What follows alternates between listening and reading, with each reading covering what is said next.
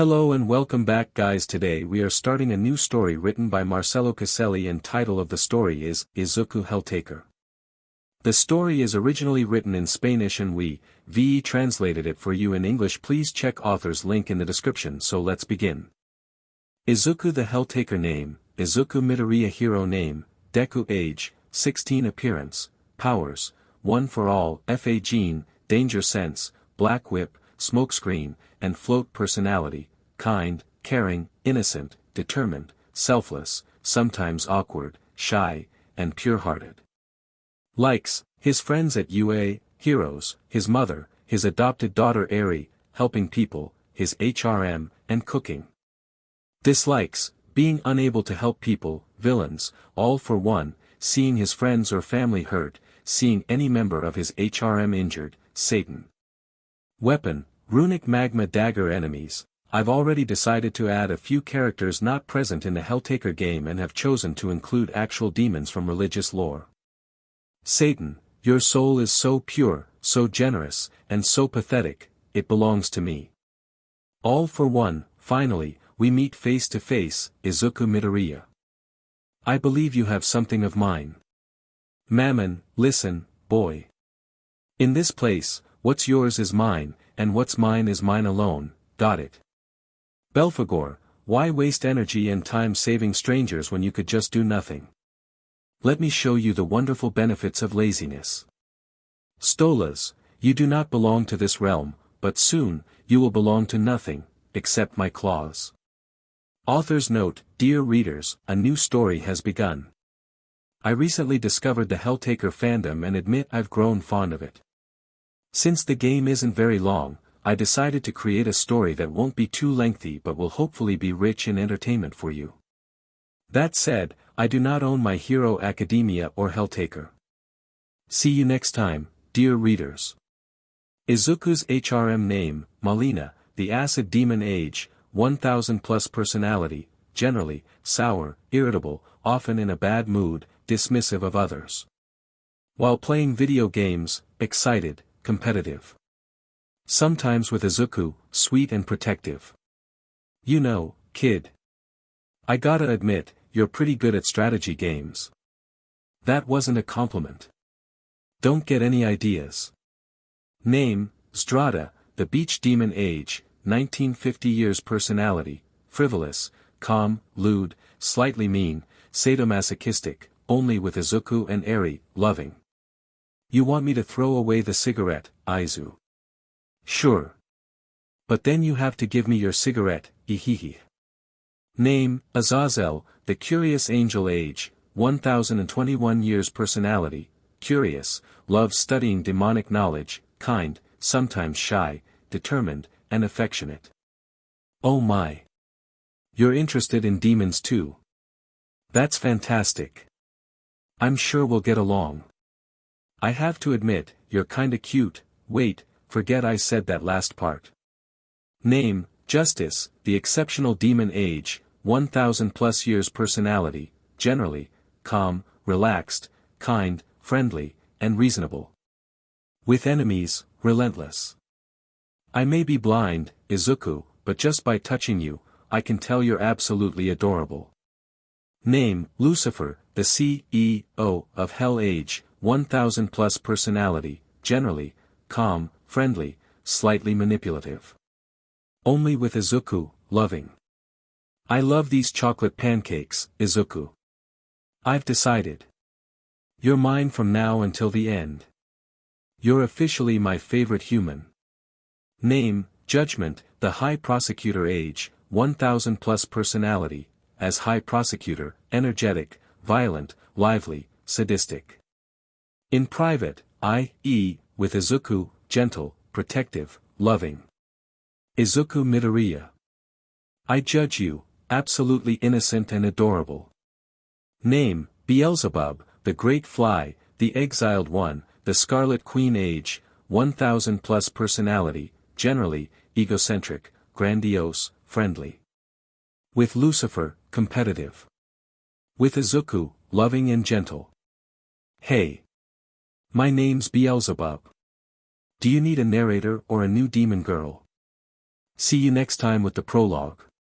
Prologue. The scene opens on a bleak, rocky land, scattered with human bones and dull red stones. In the distance, two types of sounds could be heard: the first, human screams of pain and agony; the second, monstrous roars and growls from creatures beyond the darkest imagination. The camera then reveals a massive castle built atop a hill, surrounded by a lake of boiling lava that flowed through a gate at the mountain's base. Behind the castle loomed the moon, but not an ordinary one. It was not white as snow, but reddish, hanging motionless behind the castle as if watching over it. The camera then focuses on the tallest tower of the castle, where a large room lies inside. At the center was a sort of tar pit. Suddenly, through the wide-open window of the tower, an enormous monster resembling an owl with extremely long legs, even longer than its body, entered, its clawed feet gripping something square. Its eyes were a dark orange with no pupils, and atop its head sat a massive, spiked golden crown. The demonic bird observed the tar pit for a few seconds before letting out a horrifying screech, so loud and thunderous it sounded as if it came from a powerful microphone hooked up to equally powerful speakers. And it wasn't exactly an owl's call, but more like a fusion between an owl's hoot and a crow's caw. A few seconds later, a clawed hand emerged from the tar pit, followed by an arm, then the rest of the body pulled itself out. The creature had a humanoid form, its skin a dark gray bordering on black, with a long reptilian tail and massive draconic wings attached to its back. Its face lacked a mouth and nose, its eyes glowing brightly, and it bore two sets of horns, one pair curved, the other resembling gnarled tree roots. The two monsters, the two demons, stared at each other for a moment before the humanoid one spoke in a demonic voice: "Satan, Prince Stolas, have you brought me what I asked for?" The bird-like creature nodded and replied in a raspy, strained voice: "Stolas, yes, Lord Satan. I have here the Grimenium Mortalis, the most powerful of the demonic grimoires in my possession. It should contain the spell you seek." With that, Stolas opened the claws of one foot, carefully dropping a large book with a pentagram engraved on its cover. Satan, perfect. He picks up the book from the ground. I have waited so long for this moment. The conditions are finally favorable for the ritual's success. The demon turned and snapped his fingers. Instantly, the tar pit transformed into a pedestal made of rusted, jagged metal. Stolas, and what, may I ask, are these conditions? Satan, simple. Right now, in the mortal world, there are two souls that interest me, one 100% pure, the other 100% rotten. With this ritual, I can bring them both here and devour their souls. With their power, I can overthrow that where Lucifer and finally claim the throne. Satan placed the book on the pedestal, opened a page, and began chanting words in an unknown language. His eyes glowed, as did the words written on the pages. Meanwhile, in the human world we shift to the dormitories of Class 2A, where our protagonist, Izuku Midoriya, the hero Deku and the ninth bearer of One for All, was busy cooking. Behind him, some of his classmates were enjoying cookies. Mina Ashido, wow, Midoriya. These cookies are delicious. Tenya Ida, while I prefer a stricter, healthier diet, I cannot deny your culinary skills.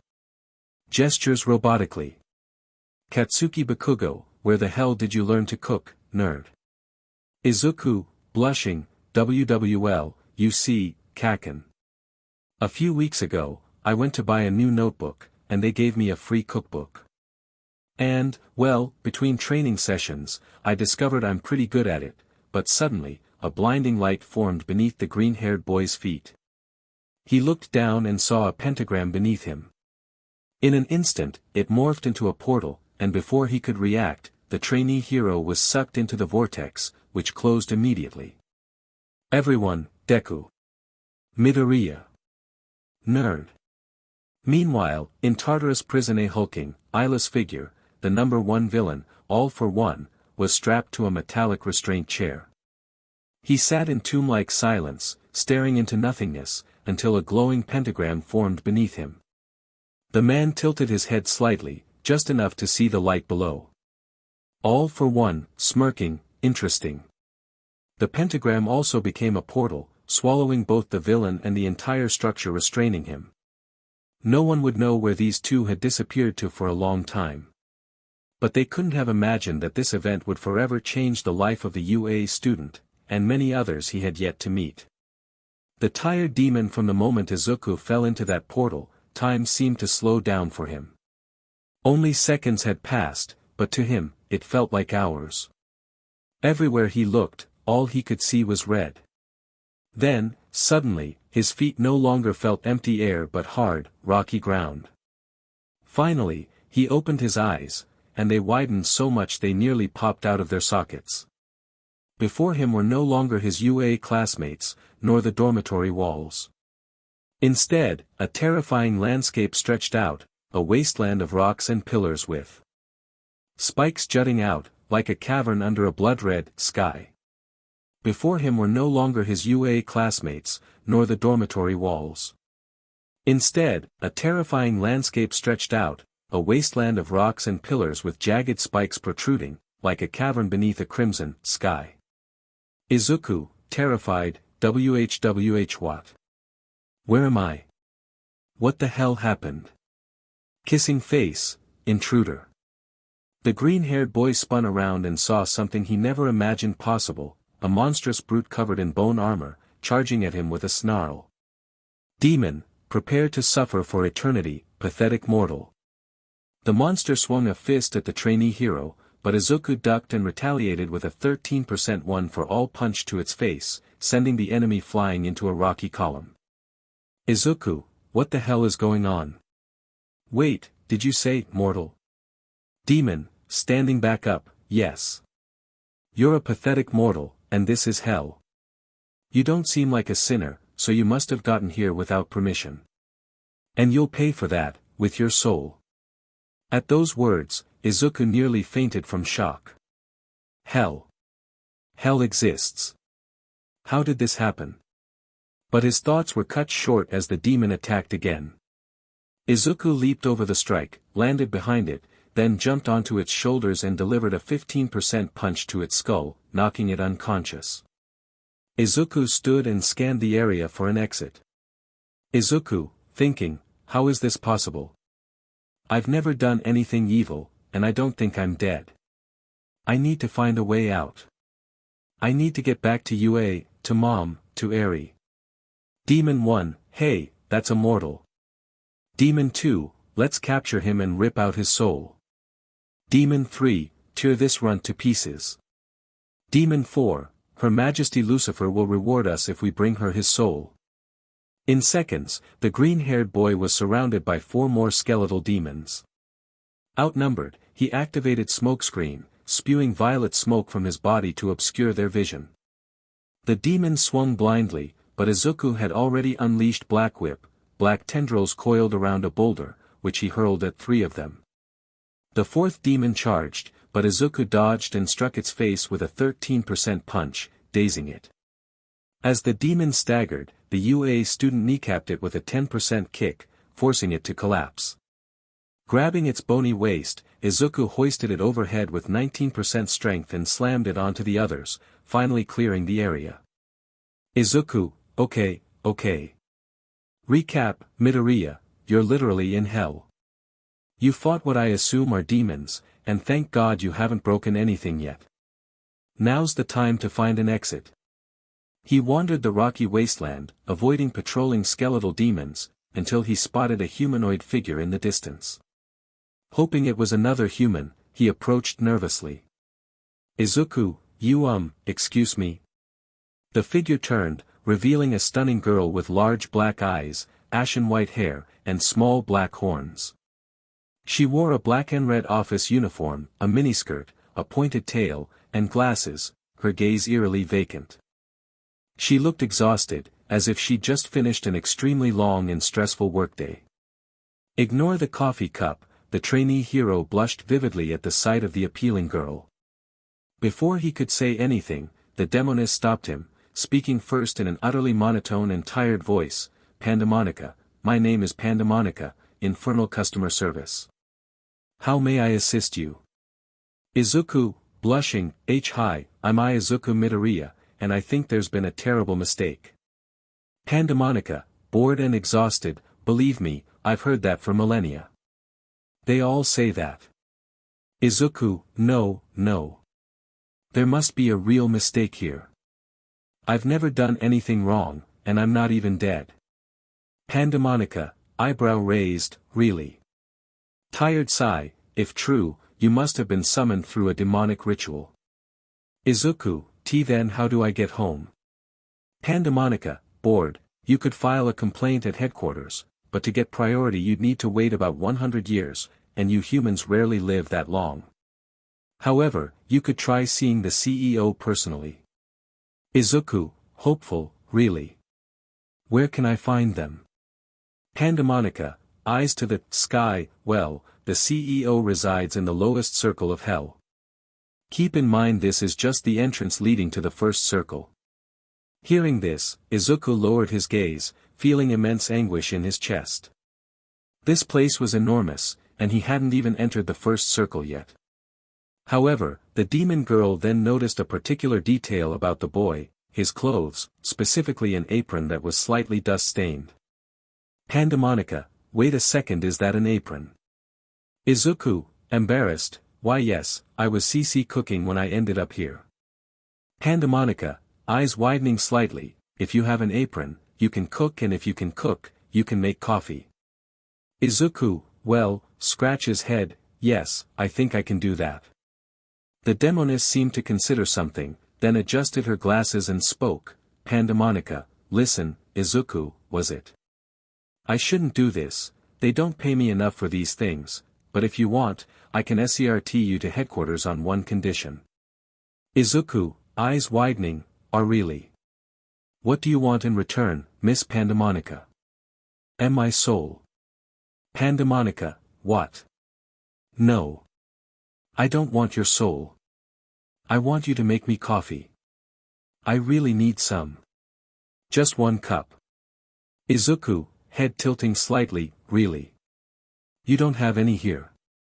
Pandemonica, technically yes, but it tastes awful and costs a fortune since it's produced in the avarice circle. And I'm DMN tired from all this work, so I'm willing to bend some corporate rules. Izuku, smiling, thank you so much.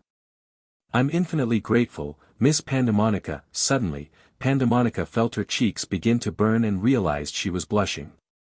The demoness quickly shook her head to dispel the redness before the human could notice and spoke, Pandemonica, don't mention it.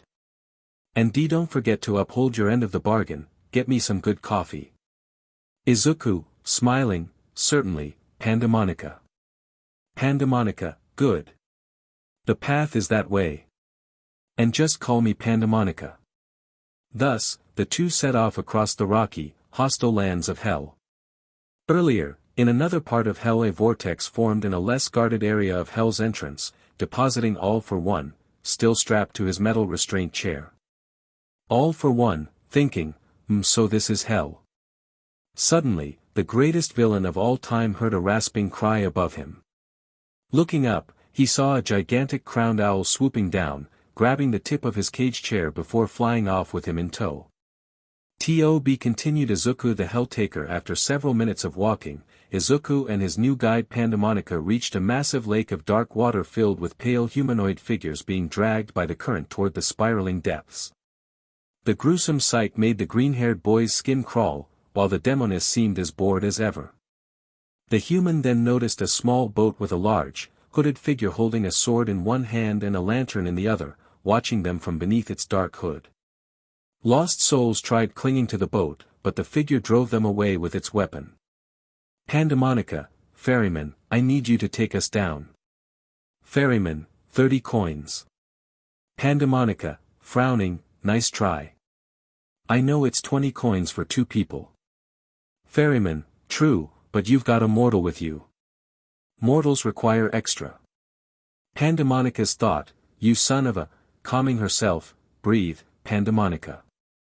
Do it for the coffee. With an annoyed sigh, the demoness pulled a pouch from her dress and counted out 30 coins into the hooded figure's hand. Ferryman, board and stay away from the edges. If those souls grab you, you'll become one of them. They boarded, and the ferryman's sword transformed into an oar as he began navigating the sea of souls through the spiral. Izuku, I'm sorry you had to pay extra for me, Pandemonica. Pandemonica, bored, don't worry. I'd do anything for good coffee. Besides, I'm used to this treatment. Izuku, treatment. Pandemonica, well, I'm a lesser demon, so there's always someone who can push me around, so to speak.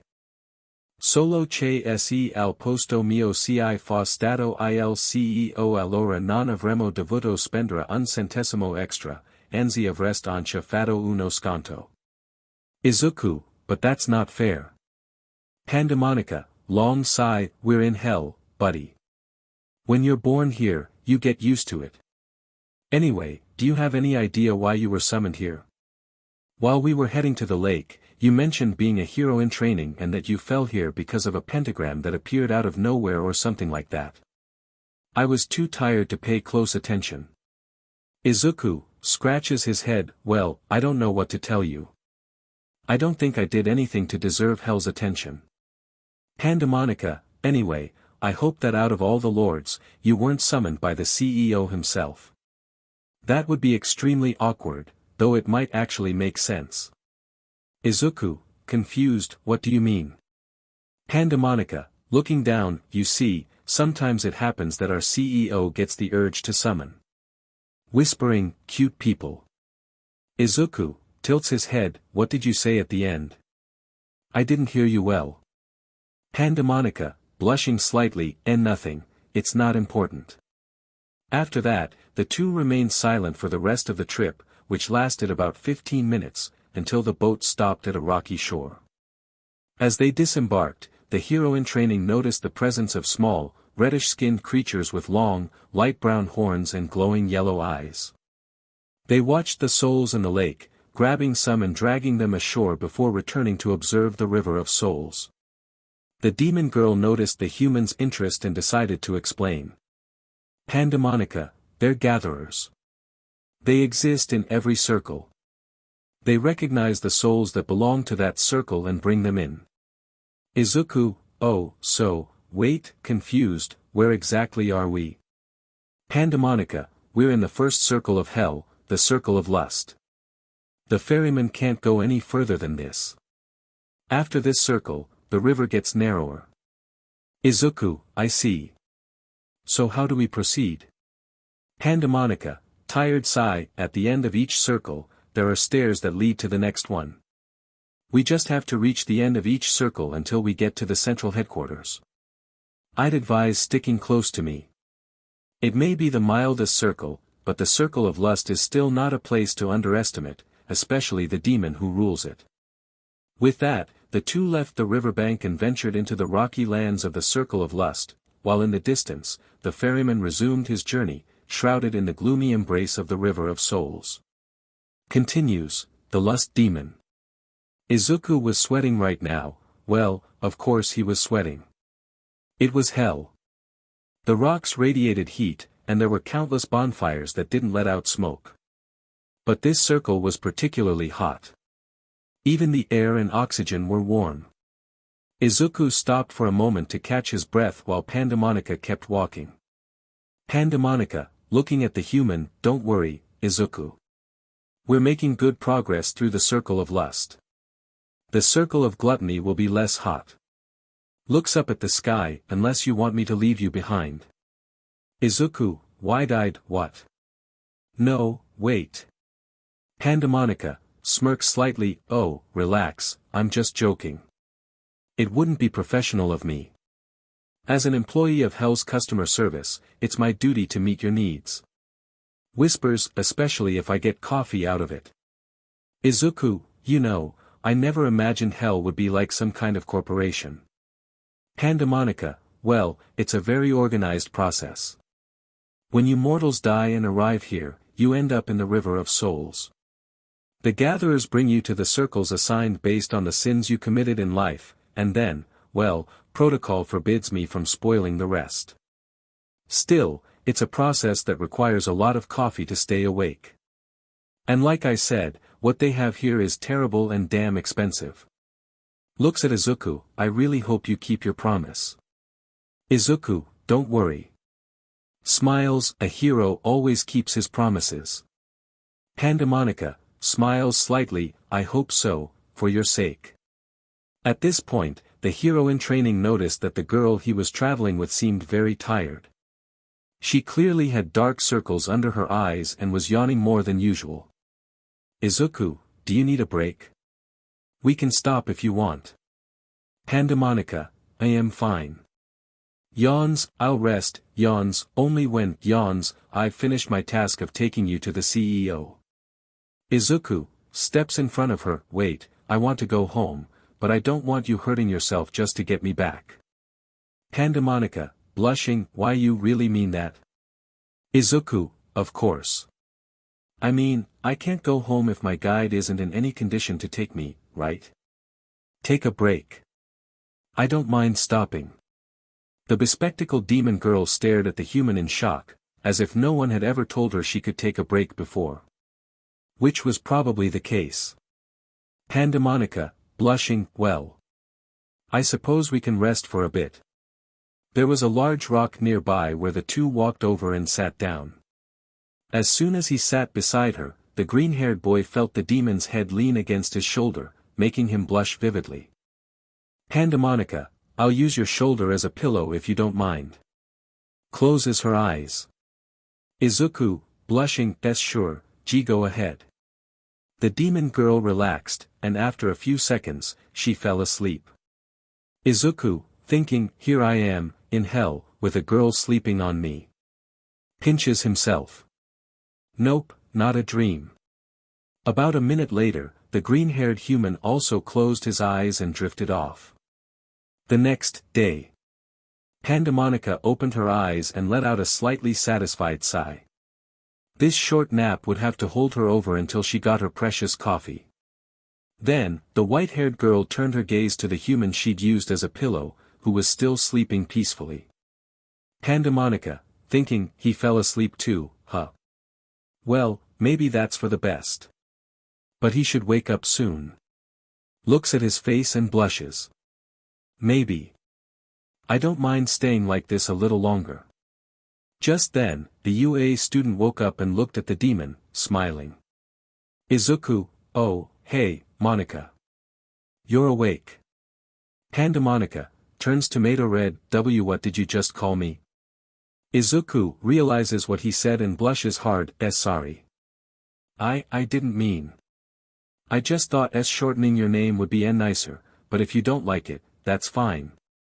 Pandemonica, still blushing, no, it's fine.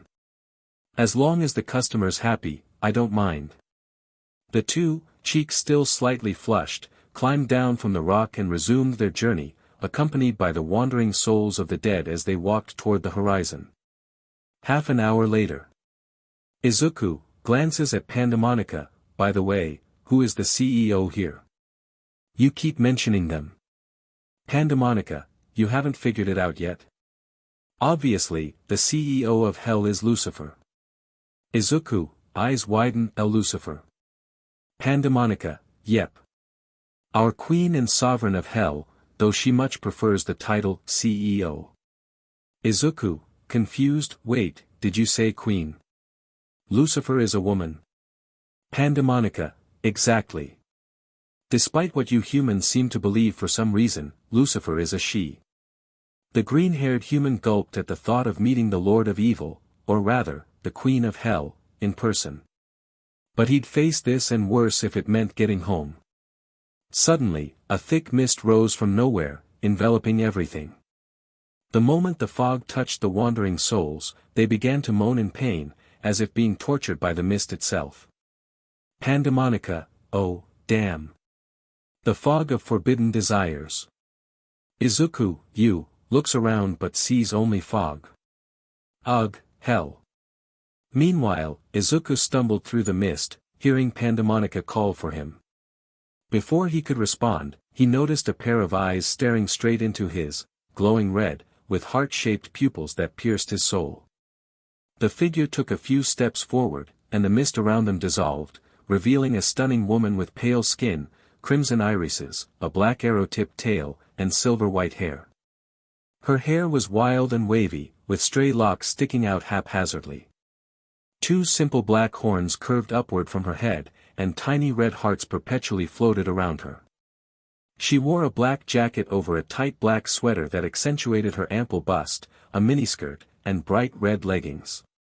Izuku blushed furiously and stumbled back as the demon girl stared at him like he was the most fascinating thing she'd ever seen. The two stood in silence for a few seconds before the young woman finally spoke. Staring intensely, a human. A mortal human. Pupils dilate. A male mortal human. Izuku, flustered, Hi. How can I help you? You. Me. Now. Izuku, stunned, excuse me. The demoness stepped closer, and if Izuku wasn't sweating from the heat before, he definitely was now. Pandemonica, suddenly appearing from the fog, Hey. The bespectacled demon stepped between Izuku and the other girl. Pandemonica, back off, Modius. Izuku, who is that? Watches as the demon girl pants heavily, still staring at him. Pandemonica, that's Modius. The lust demon, ruler of the circle of lust. Izuku, oh. That explains a lot. Before he could react, Modius lunged with inhuman speed, grabbing Izuku by the shoulders and slamming him against a rock. Modius, panting, let's do it right here, you and me, mortal. Izuku, bright red, what?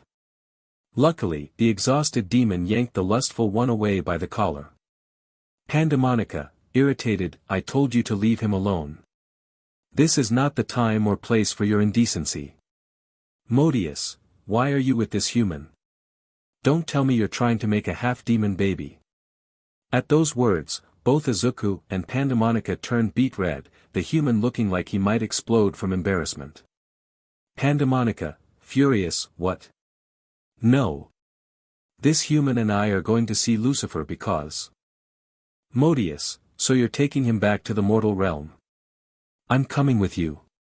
This honestly surprised both of them, but Pandemonica also seemed annoyed and irritated. Pandemonica, no. This trip is already risky enough as it is.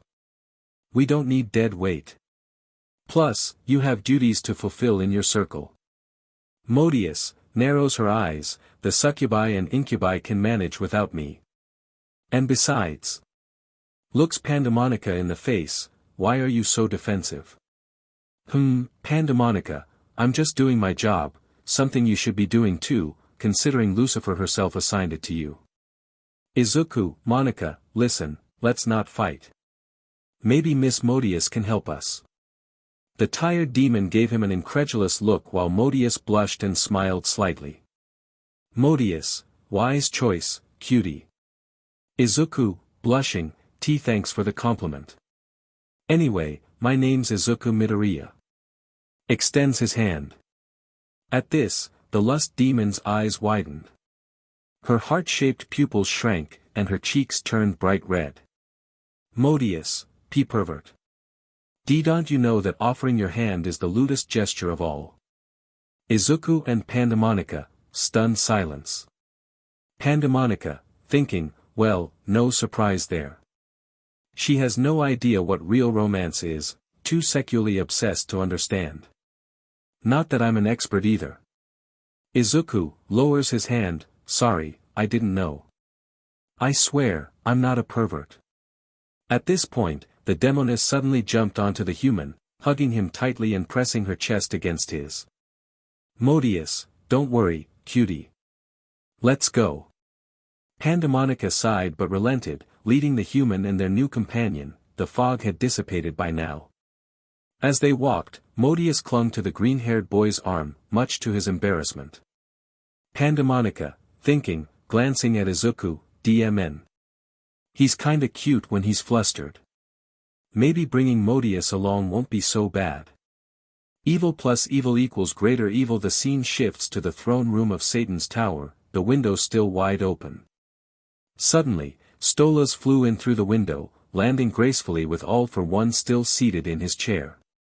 The owl demon placed his talons on the ground and let out a monstrous screech. Just like before, Satan emerged from the oil-like pool, standing face to face with the number one villain. Satan, greetings, all for one. My apologies for the abrupt arrival, but there was no other way. Snaps his fingers. The restraints binding AFO burst into flames and vanish. The villain's grin widened as he rose from the metal chair, taking a deep breath through his mask. All for one, you're the devil. This is clearly hell. Satan, bows slightly, Satan, to be precise. I'm not Lucifer, though I'm aware you humans often confuse us. All for one, tell me, why have you brought me here? Not that I mind escaping prison, mind you.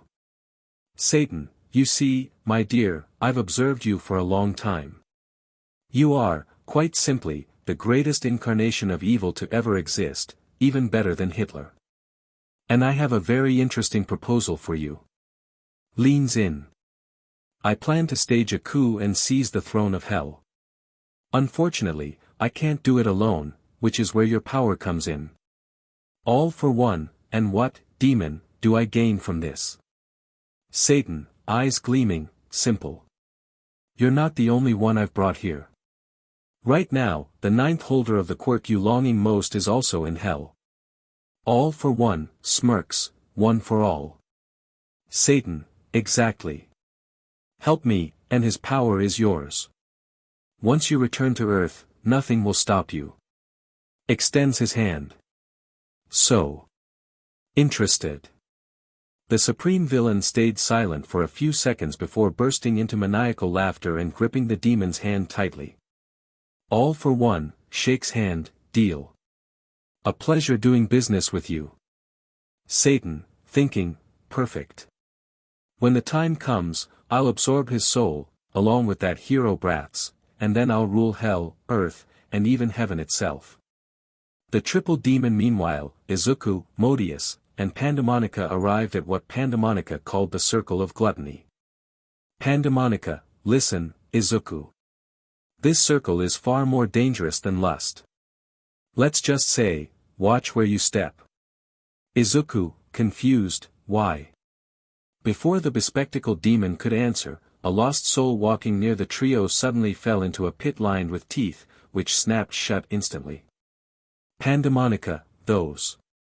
They're deadly traps that voraciously devour the souls of those who were gluttonous in life, whether for food or power. Modius, clings to Izuku's arm, relax, 4 eyes. I won't let my cutie get eaten by anything other than me. Panting, though I do have to say, you're even cuter when you're scared, hey. Izuku, thinking, should I be flattered or disturbed? Pandemonica rolled her eyes, annoyed by the lust demon's antics, until she spotted something approaching in the distance.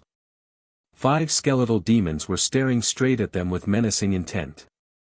Seeing this, the green-haired boy tensed up, ready to activate his quirk. Pandemonica, what are you doing here, boneheads? This isn't your assigned circle. Skeletal Demon 1, she's right, glasses-wearing beach. So make this easy, hand over the little human runt, and we'll let you walk away. Skeletal Demon 2, yeah. You don't interest us. Give us the brat, and you can keep your bones intact. Izuku, what do you want with me? Skeletal Demon 1, our boss demands your presence.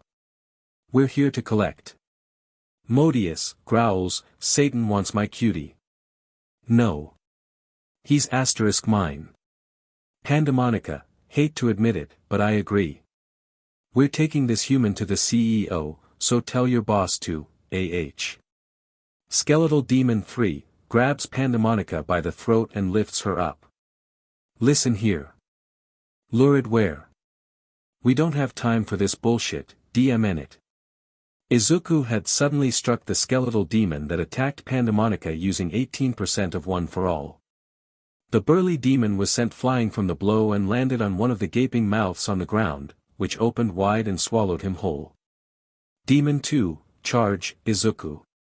You little piece of, but before the monster could reach the human, Modius summoned a massive metal hammer in her hands, larger than her own body, and used it to crush the skull of the skeletal demon with incredible force. Modius, enraged, how dare you touch my beloved? You damned pile of misshapen bones. She strikes Demon 5, shattering its ribcage. Izuku, thought DMN, she's strong, and cute, if I'm being honest. He then noticed Demon 1 about to punch him. Izuku, oh right, I'm fighting.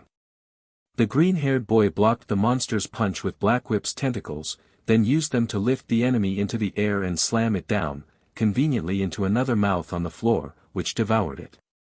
Demon 4, sweating in fear, F this. Screw it, I'm outta here, he starts running but gets eaten by another mouth on the ground. Ahah. With no more skeletal demons in sight, Izuku turned toward Pandemonica, who was on the ground clutching her throat and taking deep breaths to recover. Izuku, offering his hand, you okay, Monica? Pandemonica, blushing, looking up at him, why yes, thank you so much for the help. Izuku, smiling, don't mention it. It's my duty. He glances at Modius. Modius, earlier you said Satan wanted me. Modius, dismissing the hammer, yes. The skeletal demons are born in the circle of wrath, the circle ruled by Satan. Izuku, but why would Satan want me?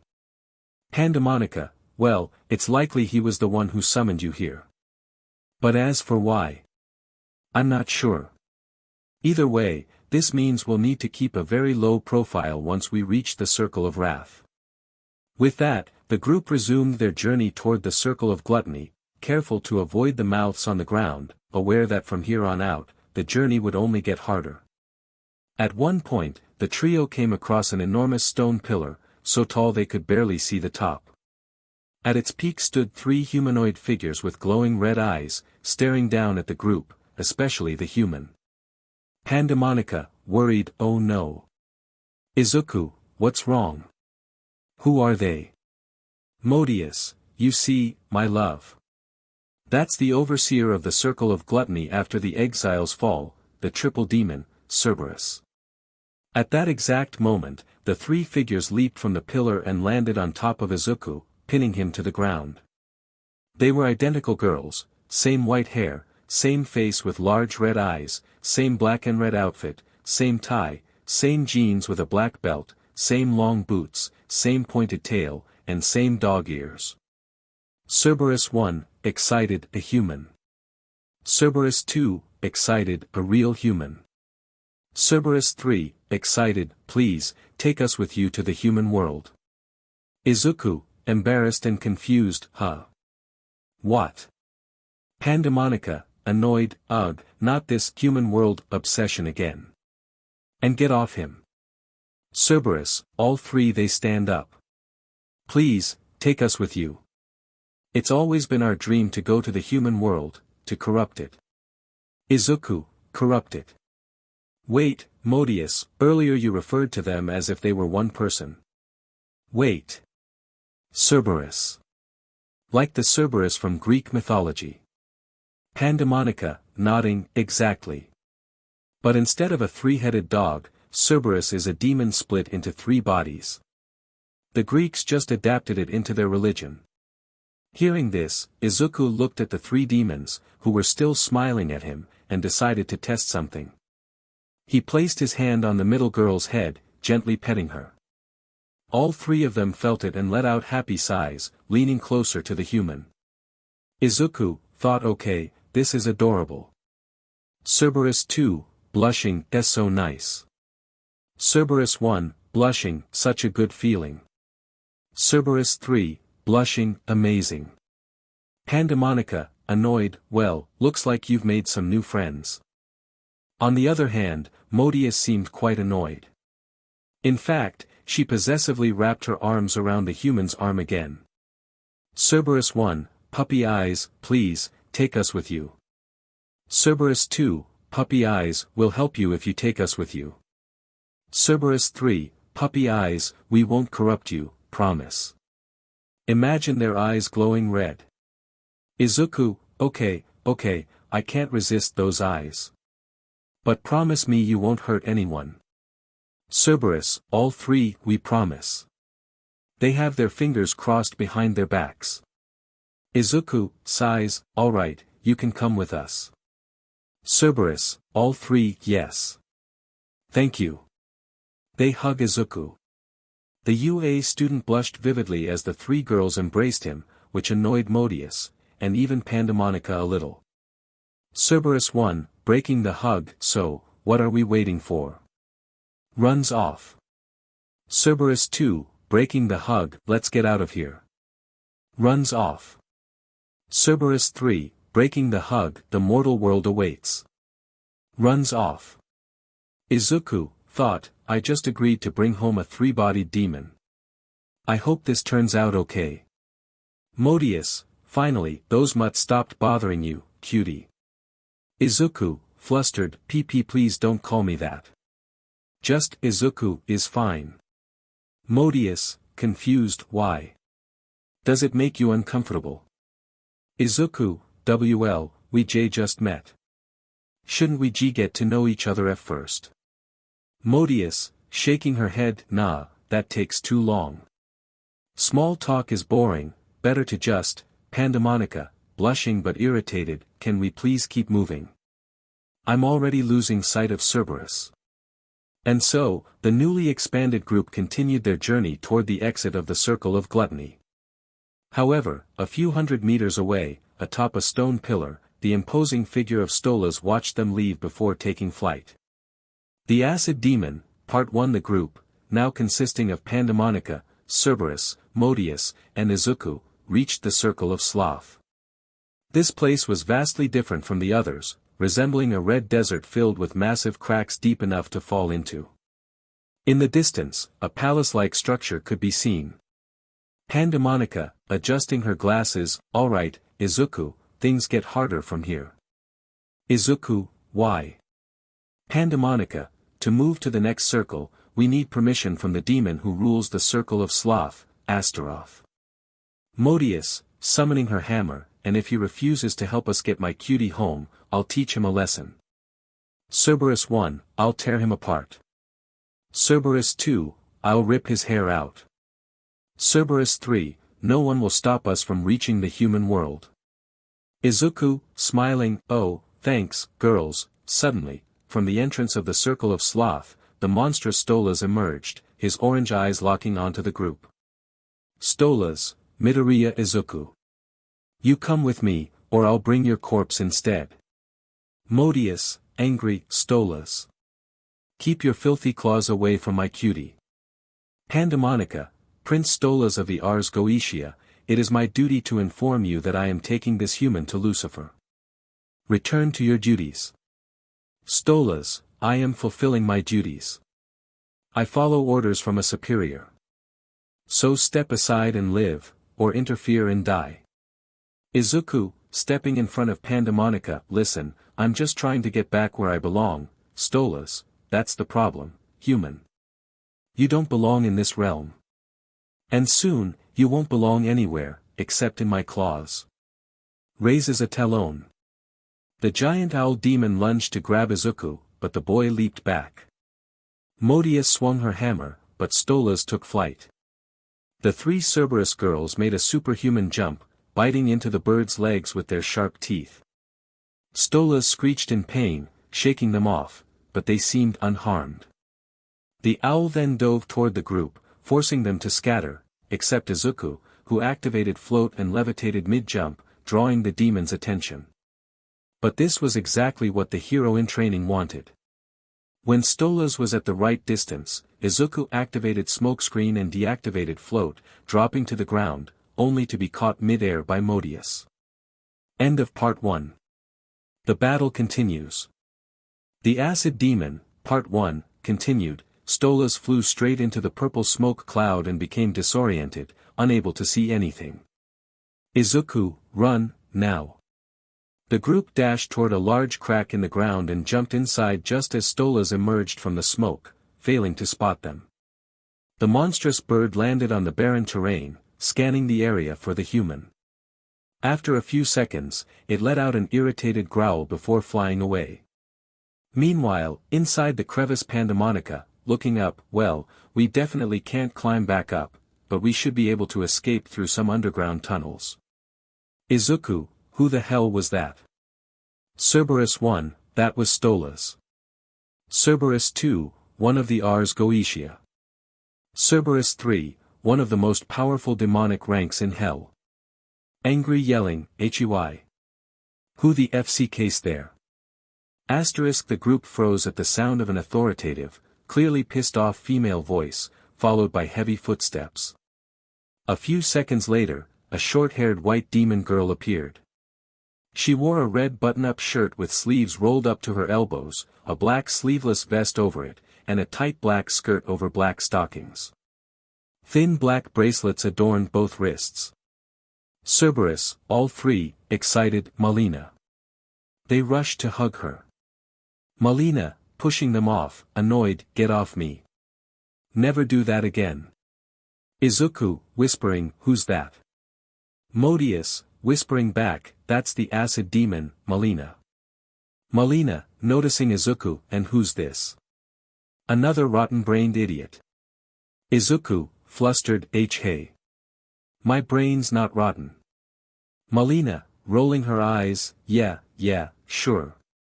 You're a human, right? Pandemonica, adjusting her glasses, yes, he is. We're taking him to the CEO, but Stolas attacked us. Melina, tilting her head, Stolas. That butt-kissing turkey who licks Satan's boots. What does he want with you, broccoli head? Izuku, shrugging, no idea. Melina, well, you're definitely in deep SHT if the Lord of Wrath wants your cute little cheeks. Izuku, tomato red, WW what did you just say? Melina, grinning, you're cute when you're flustered. Pandemonica, listen, Melina, Stolas is still lurking around. We need to lay low at your place until he leaves the circle. Melina, grumbling, fine. But if you bring my beach of a sister here, I'm kicking you all out. She led them to her home wedged between two rocks. Inside, the place was littered with empty alcohol bottles and board game boxes scattered across the table. Pandemonica, you really should clean this place up. Modius, agreed. Melina, annoyed, shut up, or I'll kick your asses out. Izuku, thought, huh. Seems like she's got a problem, and it's not just alcohol. Melina, pointing to a room, that's the guest room. Sleep there. Touch anything that isn't the bed, and I'll kill you.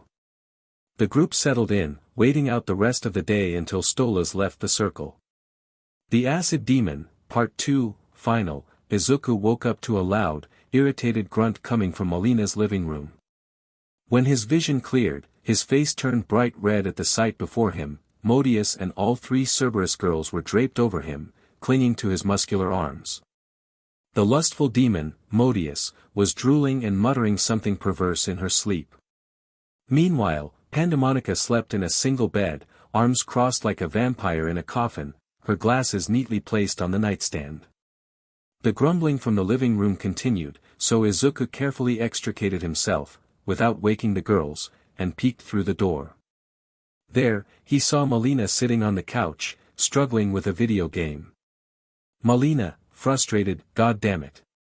How the FCK do I get out of this? Asterisk Izuku, use a petrification spell. Melina's eyes widened slightly as she glanced at him. Melina, what? Izuku, stepping in, that's that fantasy game from a few years ago, right? You have a petrification potion, but it only lasts a few seconds, not enough to escape. But it does give you time to use a fire potion. Since your enemies are tree monsters, they'll take massive damage. Melina stared at him, then at the screen, and followed his advice. Melina, shocked, holy SHT, it worked. You've played this before. Izuku, actually, no. It just seemed like the logical strategy. Melina studied him intensely. Izuku, uncomfortable, do you need something? Melina, tossing him a controller, sit. you're playing with me now. Izuku, catching it, wait, what? Melina, demonic voice, you heard me, broccoli head. I've been stuck on this level for hours, and you're my ticket out. Izuku, sighing, okay, okay. Sits beside her. About an hour later. Izuku had never considered himself a gamer, he'd been too busy chasing his dream of becoming a hero. The few games he owned were all All Might themed. But now, he was discovering he had a real talent for strategy games. Melina, side-eyeing him, you know, human, it's a shame you have to go back. I've always wanted a gaming buddy, but, well, this is hell. Nobody gives a DMN about socializing here. Izuku, I get it. Considers saying something but stays quiet. Melina, pausing, wait a second. Izuku, huh. Melina, standing up, what if I came with you to the human world? Izuku, what? Melina, don't make me repeat myself. If I come with you, we can keep being gaming partners. Izuku, so, you want to come with me? Melina, slightly blushing, DMN right. But, just to be clear, it's not because I like you or anything. It's 'cause you're good at games. To be continued. Izuku, smiling, well in that case, welcome to the team, Melina. The whore demon continues. Everyone was in the living room having breakfast around the table. While most were eating cereal with milk, Melina was eating cereal in beer. Pandemonica, looking at Melina, so now you're joining us. And coming to the human world? Melina, eating, yeah. Not like I have anything better to do here besides drinking and playing single-player games. Cerberus 1, it'll be nice having you with us. Cerberus 2, we'll corrupt the human world together. Cerberus 3, we shall reign supreme. Izuku, thinking okay, I'm starting to think bringing Cerberus along might not have been the best idea.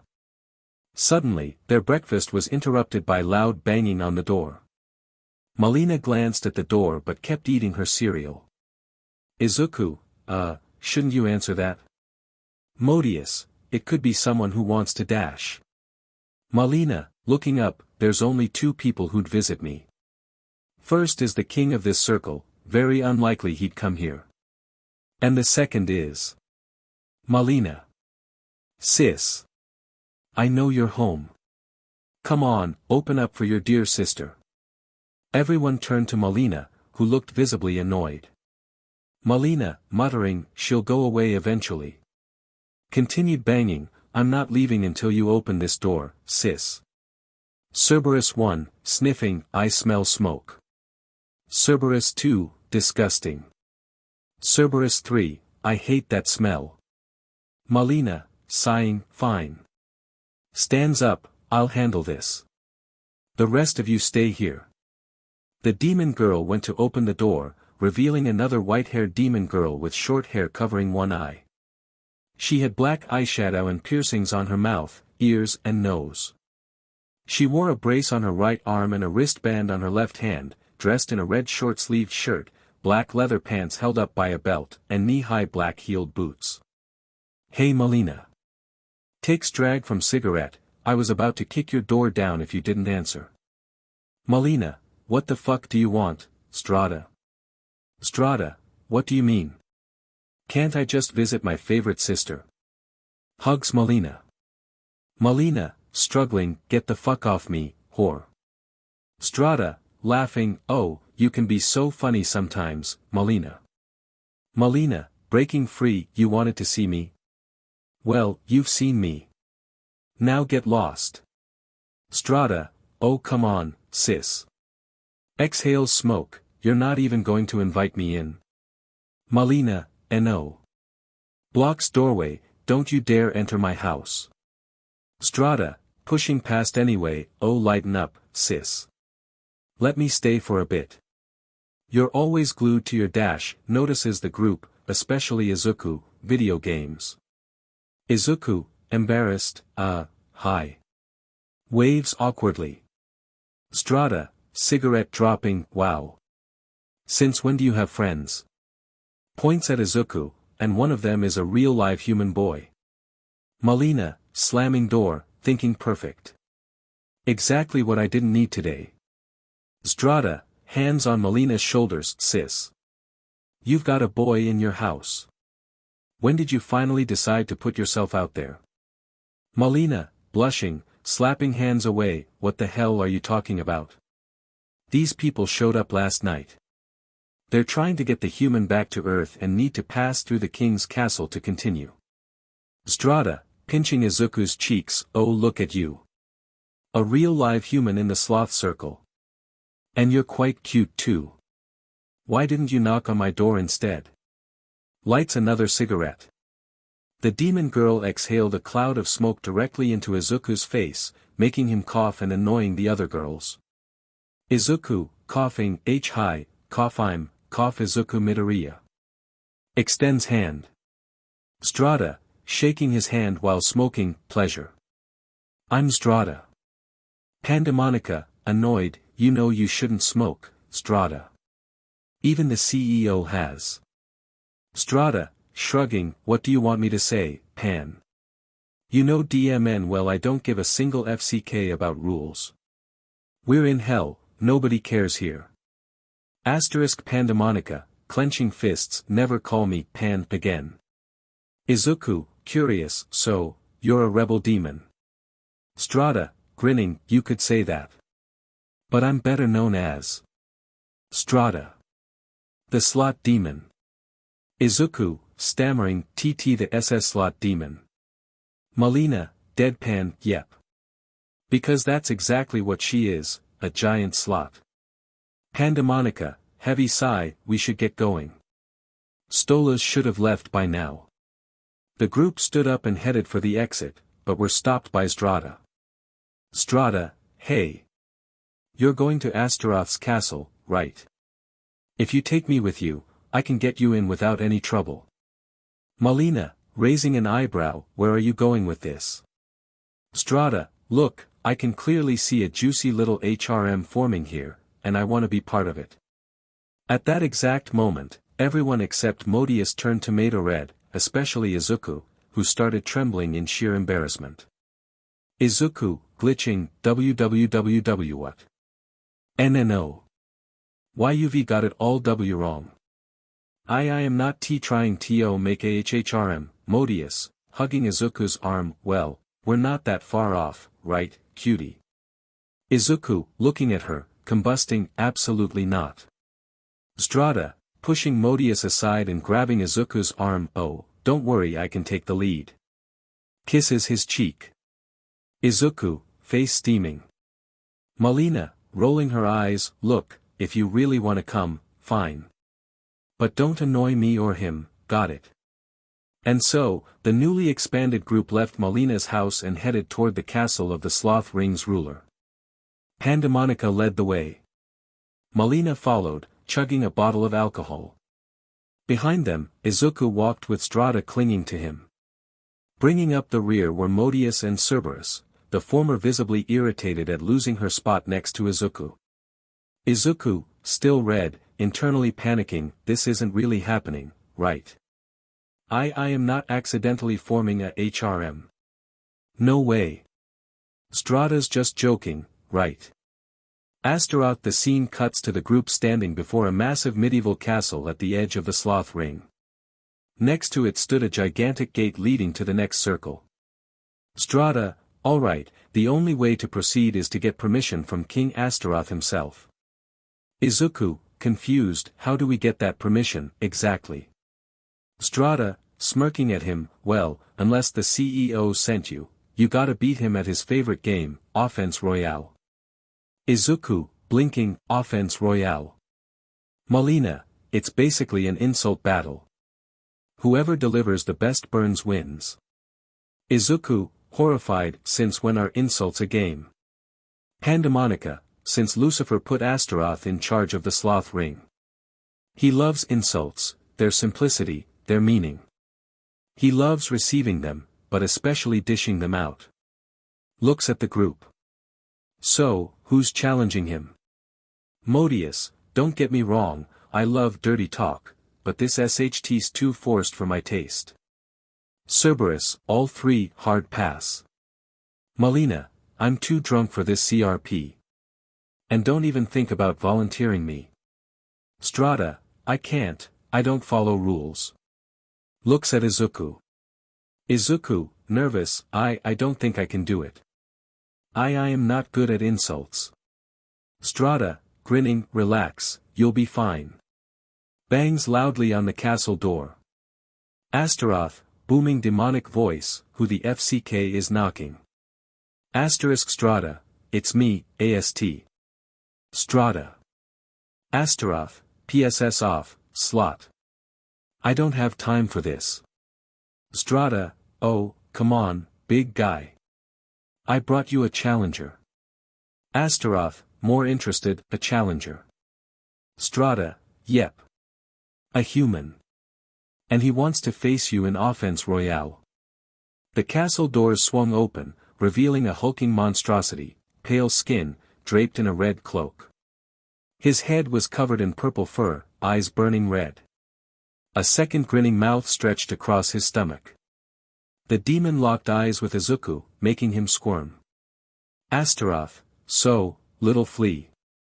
You wanna challenge me to my favorite game, huh? What do you want if you win? Izuku, shaking slightly, I want the gate to the next circle opened. Astaroth, laughing, look at you, trembling like a fking leaf. Ahahaha. This'll be fun. Challenge accepted. You start. Asterisk, to be continued. Izuku, stammering, WL, you're very intimidating, Astaroth, Pandemonica, Modius, Melina, Strata, Cerberus, all three Astaroth, that was the lamest insult I've ever heard. Anyway, my turn, what happened to your head? Did you fall face first into a snot barrel? Izuku, where'd you get that cloak? At a flea market. Astaroth, got it in one. Though if you're shaking this much talking to a guy, what do you do around girls? PSS yourself. Izuku, flushing, and no. Why you're just, Astaroth, pathetic. Honestly, it's not even fun bullying insignificant little shits like you. Izuku, stops trembling, dead serious, what did you just say about my mother? Astaroth, grinning, deaf too. I said your mother's AF where, ahahaha. At those words, every trace of frustration, discomfort, or embarrassment vanishes from the hero's face, replaced by a homicidal glare. Izuku, flatly, funny coming from you. You look like Bigfoot F. a warthog and somehow produced you.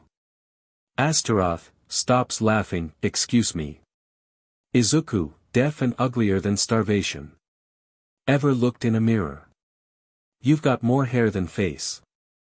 Astaroth, okay, now I'm starting to, Izuku, and the red cloak. Trying to look menacing. More like a circus tent with legs. Astaroth, hey, Izuku, let me guess, your stomach has a face because even your body didn't want to be associated with your real one. The face on Astaroth's belly stopped smiling. Izuku, I'm no demonology expert, but honestly. You look like a failed carnival piñata rejected by the discount factory. Astaroth, Modius, thinking, flushed and excited, oh my god, imagine the filthy things he'd say in bed. Cerberus, all three, blushing, so cool, Pandemonica, blushing, DMN. Didn't expect that. Kinda hot. Melina, blushing, holy SHT, good at games and insults. Perfect guy. Strata, blushing, knew there was something special about this kid. Astaroth, genuinely impressed, in all my existence no one has ever insulted me like that. Izuku suddenly realizes what he just said and immediately regrets it, expecting the demon to eviscerate him. Astaroth, grinning with both mouths, that was amazing. Kid, you've got real talent. Izuku, stunned, wait, you're happy. Astaroth, of course. I love insults, even receiving them's fun. Izuku, okay, so we can go. Astaroth, oh, right. Yeah, you've earned it. The sloth demon claps his massive hands, and instantly, the gate to the next circle swings open. Pandemonica, perfect. Finally, we can move on. Many thanks, Your Highness. Astaroth, no need. Thank you for the entertainment. Good luck, kid. Turns away, muttering, Bigfoot and a warthog, genius. The gates slam shut behind him. Strata, not bad. Started off shaky, but DMN, you recovered. Izuku, I don't know what came over me the second he mentioned my mom, it was like someone else took over. Modius, understandable. Strong emotions bring out hidden sides of us, especially in bed. Izuku, bright red and not helping. Pandemonica, regardless, we should move. The next circle is the circle of wrath. Izuku, wait, isn't that where Satan rules? The one who apparently wants me. Pandemonica, exactly. Which is why we stay low profile and extremely careful. The group passes through the gate, heading toward the fiery hellscape of wrath. The curious angel, continued, the circle of wrath resembled classic depictions of hell, a rocky wasteland choked with flames and rivers of boiling lava. Skeletal demons were everywhere, beating lost souls or prowling for fresh victims. The group opted for stealth, hiding behind rocks for two reasons. Even Izuku couldn't fight hundreds of demons at once. A battle would absolutely attract Satan's attention, and no one wanted that. Izuku, whispering, hey, Monica, what exactly do we do when we reach the CEO? Pandemonica, adjusting glasses, simple. You beg. Izuku, beg. Strata, yep. Kneel at her feet, forehead to the ground, and sob like your life depends on it. Modius, lustful whisper, I can help you practice. Izuku, flaming red, NNO thanks. Cerberus 1, don't worry, MSTR. It'll be fine. Cerberus 2, MSTR can melt Lucifer's heart easily. Cerberus 3, it'll be appealing. Izuku, short-circuiting, www what did you just see call me? Cerberus 1, hugging him, you're our MSTR now.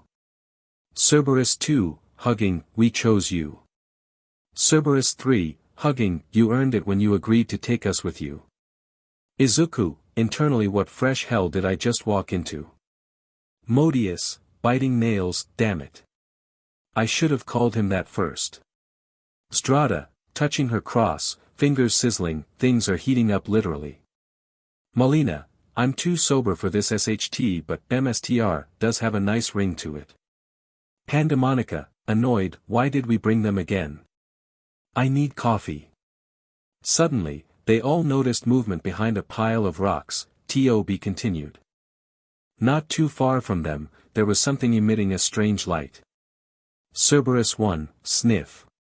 There's something there. Cerberus 2, it has a weird smell. Cerberus 3, a smell of sugar and clouds. Izuku, sugar and clouds, maybe. He heads toward the light source. Melina, steps in front of him, blocking his path. What the hell do you think you're doing? It could be a trap. Izuku, I know, but I have a strange feeling. And don't worry, I can handle it. The green-haired human approached the rocks where the light was coming from and saw a female figure with her back turned. Izuku, thinking. Strange, the other girls wear dark clothes, but this one is dressed in white. Unintentionally, however, Izuku knocked a small stone to the ground with his foot, making enough noise to attract the girl's attention. She turned abruptly, revealing her rosy complexion, black hair, blue eyes like a calm ocean, and a bright halo above her head. The two stared at each other for a few seconds, both processing the other's existence. But suddenly, the girl in white's face lit up with an excited and incredulous expression as she clutched a notebook in one hand and a pen in the other. Girl in white, oh my heavens, a real human, in the flesh, here in hell. How are you even here? Are you writing a thesis on demonology too? Izuku, in disbelief. An angel. Girl in white, Emichim, you guessed it. My name is Azazel. Pleasure to meet you, human. Offers her hand. Izuku, still stunned. A real angel Azazel, well, yeah. Is something wrong? You look a little shocked. Oh, right, this must be the very first time you've ever met an angel, I suppose.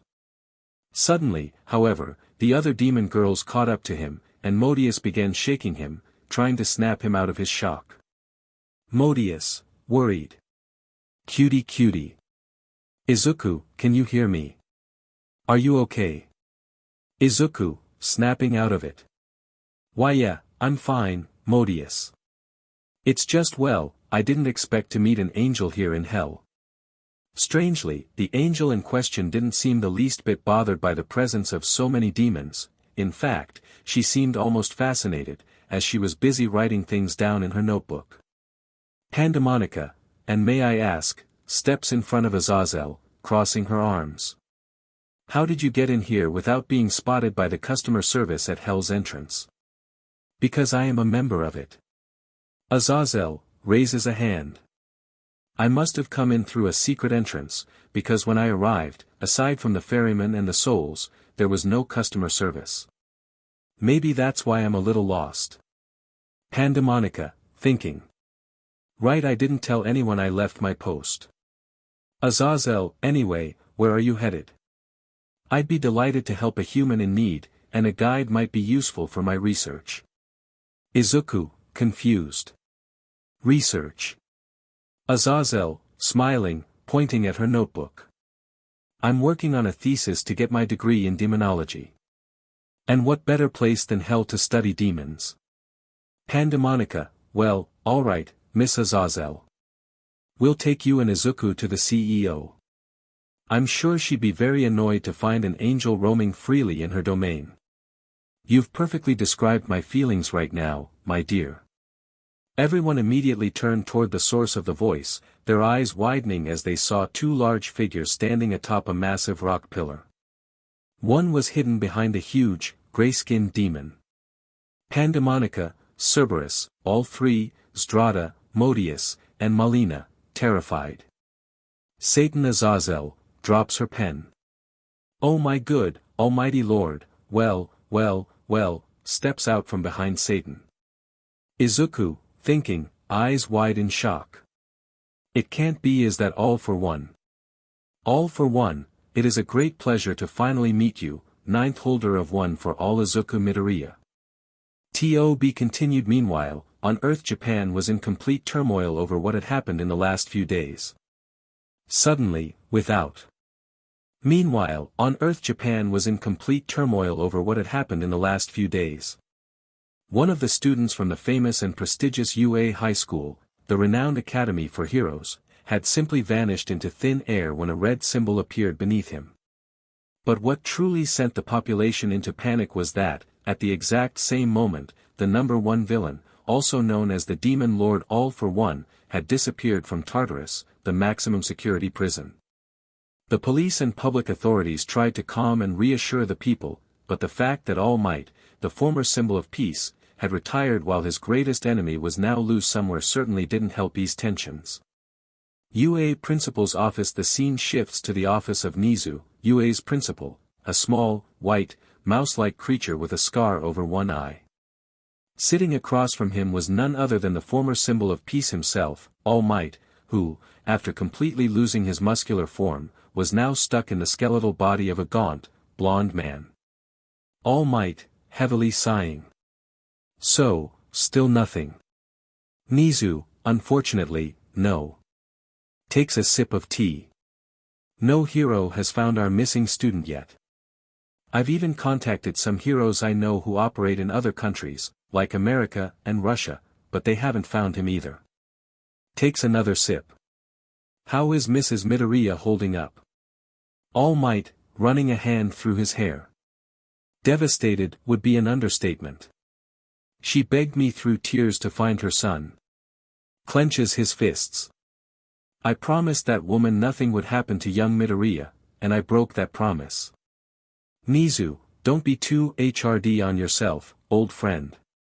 None of us had any control over this situation. I'm sure young Midoriya will be fine. All Might, young Midoriya is strong, but he hasn't fully mastered one for all yet. And he's definitely not ready to face, grits his teeth. All for one. Nizu, we aren't entirely sure his disappearance is connected to Midoriya's. All Might, yeah, we don't have concrete proof. But I have a terrible feeling about this. Anyway, have you at least figured out what that red symbol was that formed under Midoriya's feet before he vanished? Nizu, well, yes. After gathering witness testimonies and doing some research, we discovered what it was. The sentient mouse pulled a sheet of paper from his desk drawer and handed it to the former number 1 hero. On it was an image of a pentagram. All Might stares at Nizu. You're joking.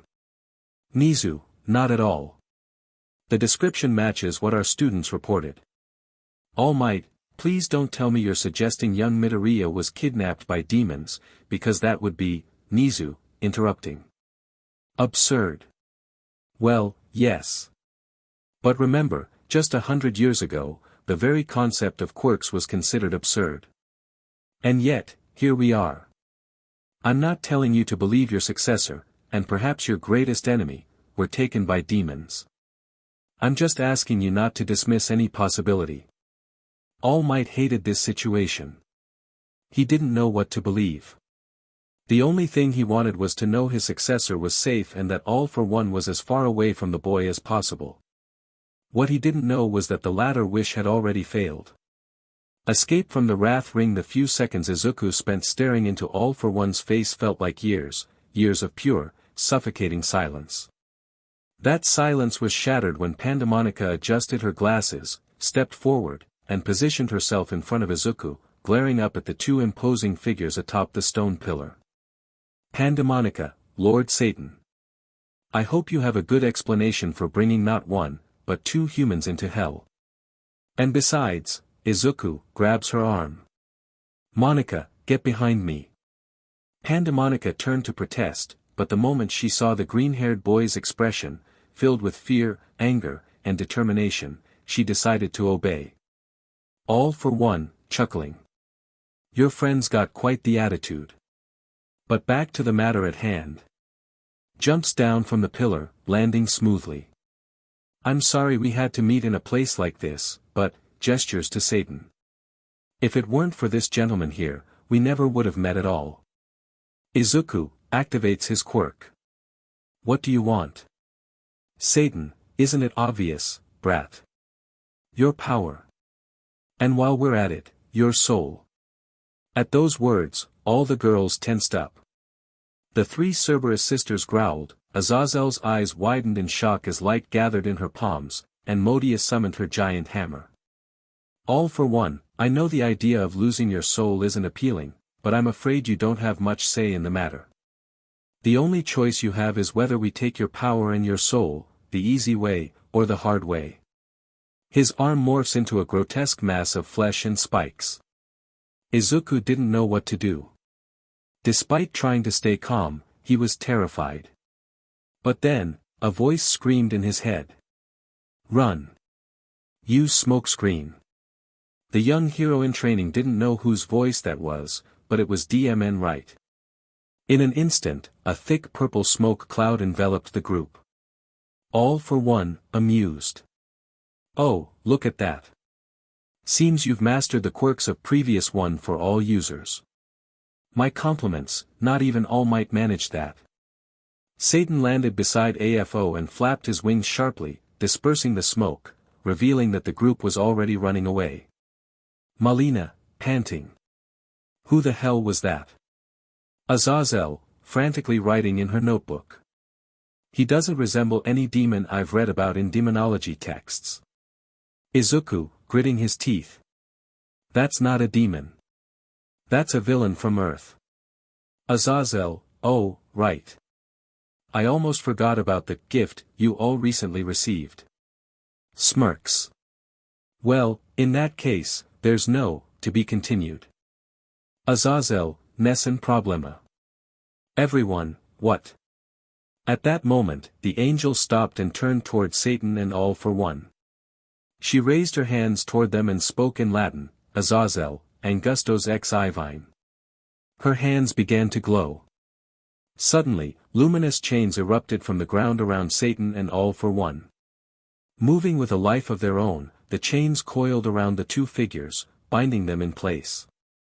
All for one smirked and strained against the chains, yet they didn't budge an inch. The demon lord's smile vanished completely.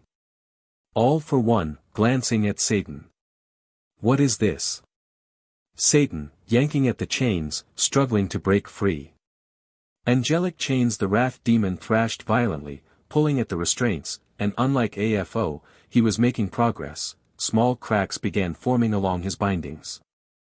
Azazel, oh ho. We'd better start running again. Malina, you think?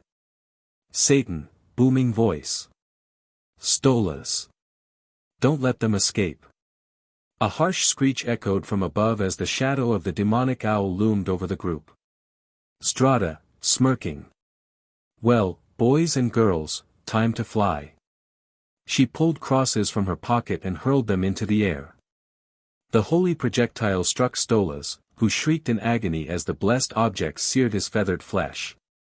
Modius followed up by hurling her massive hammer straight at the beast, sending it crashing to the ground. The demonic bird quickly recovered, letting out a piercing screech, only to be silenced when Izuku used Black Whip to hurl boulders at it. The group resumed their sprint, finally spotting the exit from the Wrath Ring in the distance. Meanwhile, Satan snarled in fury as one of the chains restraining his arm shattered, and more cracks spread across the others. Satan, thundering. Stop them. In response, dozens of skeletal demons erupted from the ground, blocking the exit. Then, Izuku heard another voice in his head, different from the last. Strike the ground. Once again, the UA student obeyed. He channeled 45% of One for All and slammed his fist into the earth. The impact sent shockwaves rippling through the terrain, fissures splitting open beneath the skeletal demons as the ground collapsed, swallowing them into a newly formed pit. Using Black Whip, Izuku quickly fashioned a makeshift bridge, allowing the group to cross safely and finally escape the Wrath Ring. Witnessing this, Satan's rage reached unfathomable levels. With a final, monstrous effort, he shattered all his chains, then turned and tore AFO's bindings apart as well. All for one, watching the chains dissolve into the air. This power, I've never seen anything like it. Satan, it's angelic power. Just what we needed, a DMN angel interfering. At least it was a low-ranking one. If it had been a seraph or an archangel, it would have taken us hours to break free. Their power far surpasses quirks. Pauses, then smirks despite lacking a mouth. But not insurmountable. All for one, meaning. Satan, there's someone with far greater power than that angel. Someone who might even help us capture the human if we say the right words. All for one, placing his hands behind his back. And who would that be? Satan opened his palm, and a fiery feminine figure materialized, tall, with long horns and wielding massive chains. Satan, the High Prosecutor herself. All for one, grinning widely. Well then, what are we waiting for? Continued, the extraordinary demon. The group had luckily escaped the Wrath Ring and arrived at what Pandemonica called the Sloth Ring. Malina, let me get this straight, that guy back there is a 200-year-old lunatic who wants your power, right? Izuku, basically, yeah. Malina, and now he's here, working with Satan. Could this get any worse? Pandemonica, don't worry. Once we reach the CEO, she'll resolve everything. She'll send Izuku home and punish Lord Satan severely for breaking infernal laws. That's why we must hurry, we're almost there. We just need to pass Belphegor's trial, the ruler of, to be continued. Pandemonica, this ring, get through the Greed Ring, pass through the Demon City, and finally reach Lucifer in the Pride Ring. Izuku, what about all for one? Pandemonica, adjusts her glasses. Well, since he deliberately attacked official Hell personnel, he certainly won't be returning to the mortal world intact, if he returns at all. Strada, grinning. Oh, that'll definitely be a fun show to watch. Azazel, excited. Absolutely. Witnessing and documenting a manifestation of a demon like Lucifer is thesis-worthy material. Notices Strada's cross. If I may ask, why do you have that around your neck? If I recall correctly, crosses and other blessed objects are harmful to demons. Strada smirks mischievously. I know. That's exactly why I wear it. Izuku and Azazel, in unison, confused. I don't think I understand, Malina, annoyed. Oh, come on, isn't it obvious? She's at MSCST. Izuku and Azazel, MSCST. Modius, in short, someone who derives pleasure from pain. Not my thing, but I admit it has its own charm. Izuku, blinking. Oh. Looks at Strada. So you, actually like it. Strada, takes a drag from her cigarette. What can I say? Everyone's got their own tastes. Leans in close to Izuku with a smirk. Does that bother you? Izuku, blushing. And no. Not at all. Strada, thinking. Oh, I already love this kid. As they walked, Izuku noticed that all the lost souls in this ring were lying on the ground with their eyes closed, surrounded by strange humanoid creatures with gray skin and lamps for heads. The light from these beings was projected onto the souls, preventing them from sleeping, which made the sinners groan in frustration. Izuku, unsettled. What are those things? Pandemonica, those are light heads, the punisher demons of this ring. They force weary mortal souls to stay awake despite their desperate need to sleep.